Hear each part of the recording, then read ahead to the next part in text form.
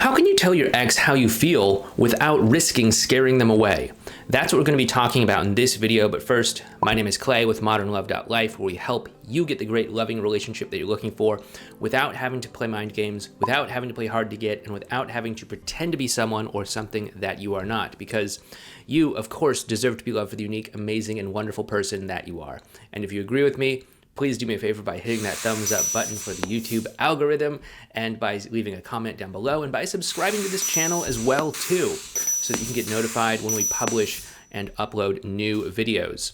Also, we are going to be talking about communication in this particular video. And of course, if you do need help with communication, whether that's with your ex or with your partner that you're not broken up with, we do have our course called Effortless Connection, which you can find out more about down below in the description box below. It's specifically about communication.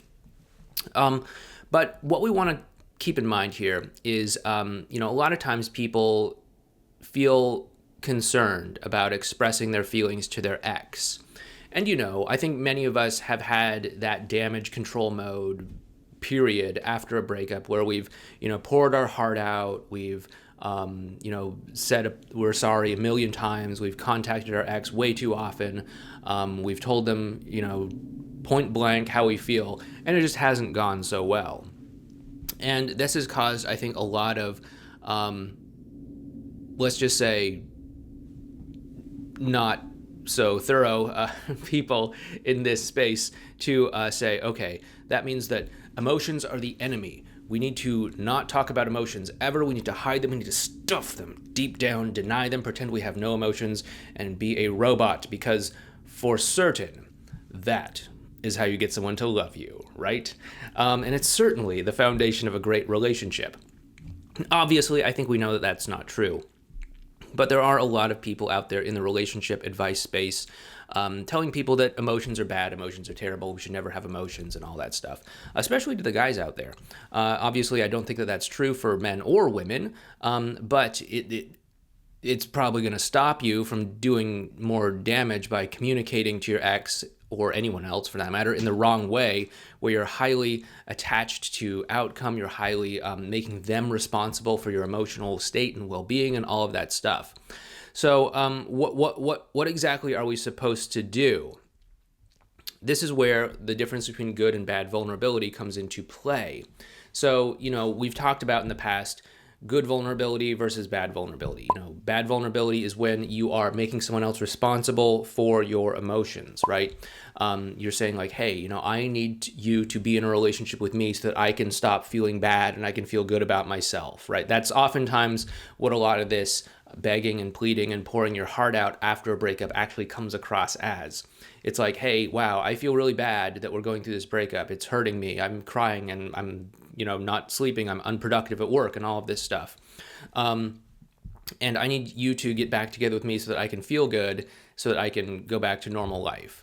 And the problem with this is that it ignores your ex's emotional state. It ignores their concerns. It ignores their problems and all of the things that happened and all that stuff. And it's just saying like, I need you to be a means to an end for me to feel better.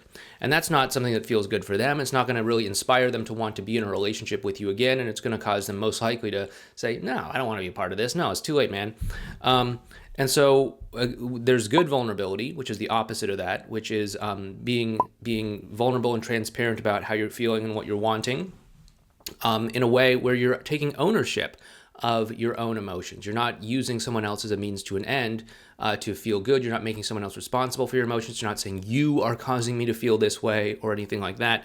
It's simply just, you owning how you feel and not making someone else responsible for it. It's you having an emotion in the vacuum of your own experience, not making someone else take ownership of it for you.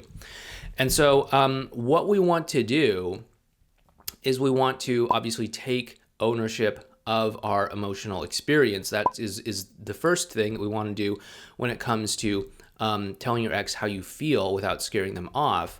So that would require us to go from being relationship focused to being connection focused, like we talked about in the past, obviously.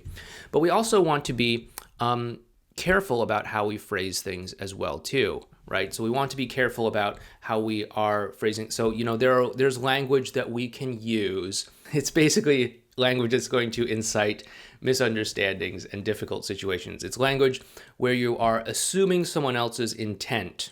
Okay, if you're assuming someone else's intent, then you risk causing a lot of pushback, a lot of negative vulnerability, and a lot of, scaring away kind of behavior. So when you say stuff like, you completely ignored me, ... that assumes intent. Sure, maybe you texted them and they didn't text you back, but we're putting the intent, we're projecting the intent that they intentionally ignored you on purpose out there, okay? And that's going to stir something up. Whereas if you just simply say something like, I sent you that message and I never heard back from you. That's just a simple statement of what happened. There's no intent behind it. And that's a very valuable thing that you can do when it comes to communicating in ways that are less likely to scare someone away or be too much. Also, what we want to do as well is we want to get real about all of this. We're not just trying to get into a relationship for the sake of being in a relationship. We're not just trying to get somewhere for the sake of, getting a connection, updating our Facebook status, or, whatever the case might be. We want the relationship because we think it's going to give us something specific. We think it's going to give us some sort of connection. We think it's going to give us something else like that, right?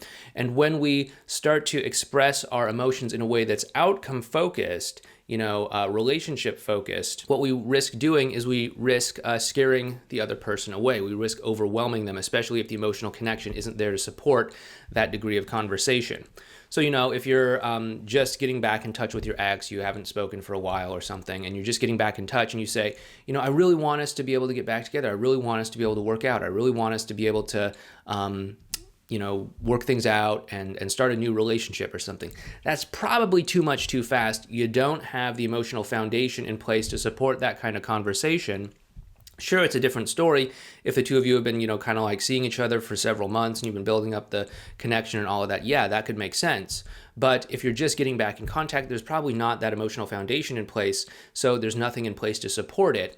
And so it's going to probably scare them because it's going to make them think, okay, you're using me as a means to an end to help you feel better. You don't care about where I'm at emotionally, right? Whereas if you simply just say something like, it's really nice being able to talk to you like this again. I really love being able to connect with you like this again. That's probably not going to scare them off because there's no relationship focus in it. There's no outcome focus in it. You're just simply saying, I really love being able to talk like this. Okay? First of all, you're taking ownership of the experience, and you're also keeping it connection focused rather than saying like, let's get back together. You're just simply saying like, this is great. Let's keep this up. And the good news is that as you continue to talk like this, as you continue to bond and create that emotional connection like this, you're going to organically let the relationship come out of it. This is another point when it comes to relationship-focused connection versus connection-focused connection, is that we often want the relationship because we think it's going to give us the connection that we want. We think it's going to give us the closeness, the trust, the intimacy, the passion, whatever, right? But really, it's the other way around. It's actually the connection that we have, the focus that we have, the bonding that we have, the passion that we have that organically gives rise to the relationship. Usually people will have this great emotional connection, they'll get along well, they'll have a lot of things in common and all that stuff, and then they'll say, this is going really well. Maybe we should be in a relationship, right? And it very rarely works out the other way. So what we want to do is we want to focus on the organic connection between the two of you and let the relationship naturally emerge out of that rather than trying to force the relationship and hope that the connection comes with it. It's a lot easier to do. Second of all, you don't have to scare away someone by being too relationship focused and saying something that's a little bit over the top or a little bit more than they are emotionally ready to deal with at any given point in time. And, second of all, it also is much more enjoyable as well, too, because you're actually meeting them where they're at emotionally. You're taking ownership for your emotional experience and all that good stuff. Okay, so if you do want to learn more about how to connect with your ex, how to communicate with them, how to talk to them in ways that, foster better connection and better all that stuff, you might want to check out our course called Effortless Connection. Once again, that is available down below in the description box. And if you did like this video, please help me out with this YouTube channel. Hit that thumbs up button and subscribe to this channel as well too, and leave a comment down below. You know, I've only actually been really serious about this YouTube channel for maybe like a year or so. Before that, I just filmed videos about whatever and then just posted them.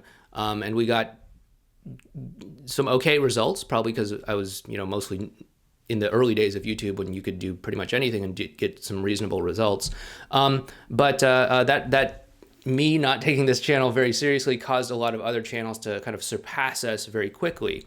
And so I'm trying my best to catch up, but I need you to do things like hit that thumbs up button, subscribe to the channel, and leave a comment to kind of help give the algorithm a little bit of a message and say, hey guys, Clay's not so bad. Let's give him a little bit of a lift, okay?